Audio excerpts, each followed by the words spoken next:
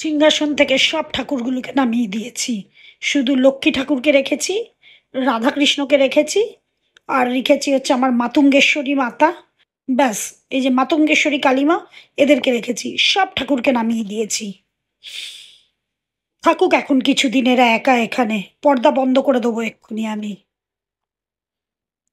Good morning, good morning, good morning বন্ধুরা। সকাল সকাল উঠে অ্যাজ ইউজুয়াল তোমাদেরকে বাগানে নিয়ে চলে এসেছি আমার গাছের ফুল দেখাতে।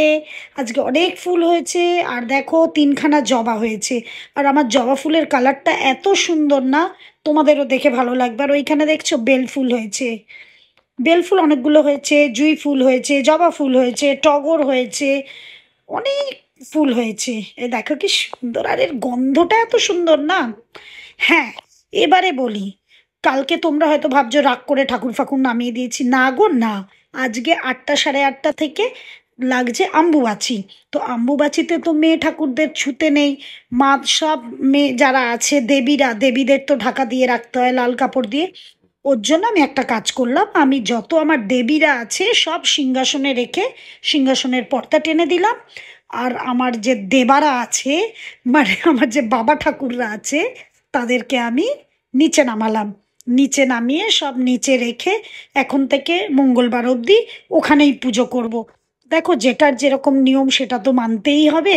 আর যেহেতু মা আছে, এগুলো মা জানে, যার জন্য মা এই সব আবার বলে দিল যে এরকম করতে নেই, এগুলো সংসারের মঙ্গল অমঙ্গলেরও ব্যাপার আছে। তো যাই হোক, আমি অত তর্ক বিতর্কে যেতে চাই না, বা আমি করিও না। আমি যে নিয়ম সেইভাবেই আমি করে নিয়েছি। তো এরপরে চলো, আজকে বেশি কিছু দেখাবো না, তার কারণ হচ্ছে আজকে বেরোনোর আছে। আর না, পায়ে একটু ব্যথা আছে। তো ফটাফট ফটাফট করে ফুল টুল তুলে মা ওদিকে চা বসিয়েছে, গরম জল দিয়েছে। হ্যাঁ, একটা জিনিস তোমাদেরকে দেখাবো আমি, যে আমি না পায়ের ব্যথার জন্য আর বাতের ব্যথা থাকলেও আমি একটা বায়োকেমিক ওষুধ খাই। সেটা কি? এই দেখো গাছের ফুল। আর এই দেখো আমার যে সিংহাসন থেকে আমি যে ঠাকুরদের নামিয়ে দিয়েছি তাদেরকে দেখিয়ে দিলাম। আর সিংহাসনের তো পর্দা ফেলা, লাইটও জ্বালাইনি, কিচ্ছু না।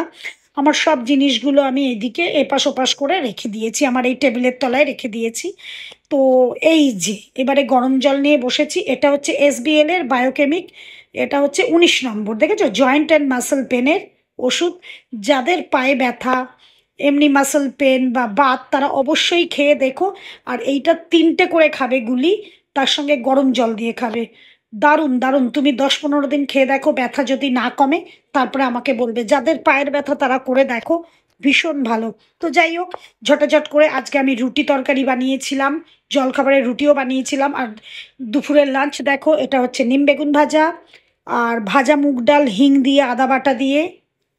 অনেক রান্না করেছি আজকে। মাছের ঝোল হয়েছে, এটা হচ্ছে তেলাপিয়া মাছের ঝোল, সর্ষে দিয়ে, আলু দিয়ে, পেঁয়াজ দিয়ে, ধনেপাতা দিয়ে, আদা বাটা দিয়ে ফাটাফাটি খেতে হয়েছিল। আর মুগ লাউ করেছিলাম হচ্ছে মুগ ডাল ভেজে, বড়ি ভেজে, মুগ লাউ ধনেপাতা দিয়ে। তো আজকে আর বেশি কিছু দেখাবো না, এরপরে বেরিয়ে যাব রাত্রিবেলা। ফিরে এসে সারাদিন পরে না, সকাল থেকে এত খাটনি পড়ে, আর মানে শরীর দেয় না। তো যাই হোক, তোমরা ভালো থেকো, চ্যানেলটাকে সাবস্ক্রাইব করো, শেয়ার করো, লাইক করো। আর মাঝে মাঝে মা তোমাদেরকে অনেক কিছু বলে, তো কমসে কম আমার কথা চিন্তা করো না, মায়ের কথা চিন্তা করে চ্যানেলটাকে শেয়ার করো। তোমরা কমেন্ট করো কেমন লাগছে, মা মাঝে মাঝে গান শোনায়। তো আজকের মতো এখানেই শেষ করলাম। Bye bye, good night.